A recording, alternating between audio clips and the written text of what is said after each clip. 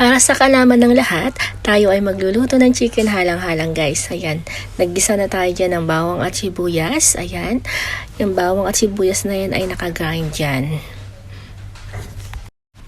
Ayan, igigisa lang natin hanggang sa maging golden brown. Then next guys, ayan, lalagyan na rin natin siya ng ginger. Ayan, luya. Ilalagay natin dyan ay luya. Ayan, yung luya natin ay nakagrind din yan. Ayan. Then, at imimix na lang rin siya. Ayan. Ang daming luya. Para lasang-lasa. At talaga masasabi mong masarap ang chicken halang-halang.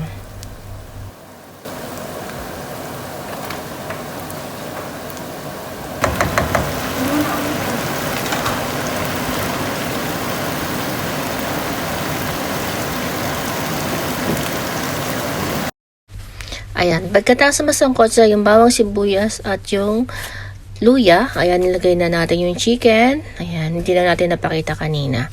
Ayan guys, ganyan siya, kaganda tignan. Ang daming luya. Then, lalagyan na rin natin siya ng ricado. Ang ricado niyan is toyo. Toyo, ayan. At syempre, hindi mawawala dyan yung oyster sauce. Lalagyan din ng oyster sauce. At syempre, hindi rin mawawala dyan yung black pepper guys. Ayan.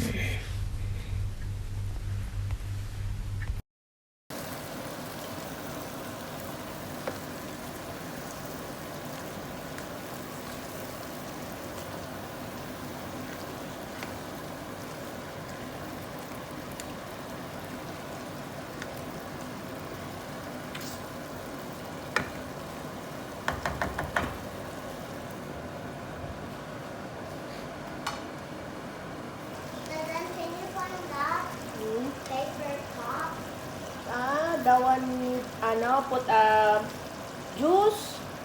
At pagkatapos may ilagay ang mga ricado, ayan guys, halu-haluin lang siya.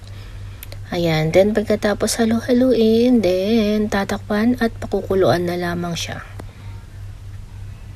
At babalikan na lang rin natin ng mga ilang minuto. Ayan na guys. Ayan, kung mapapansin niyo, di ba? Ang ganda na yan.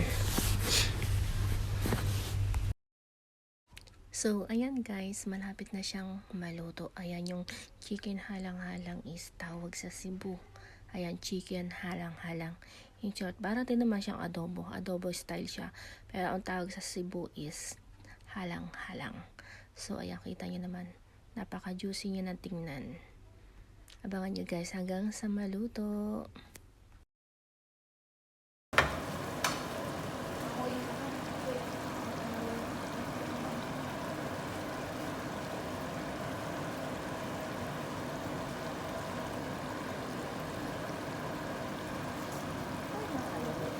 Sabay halo.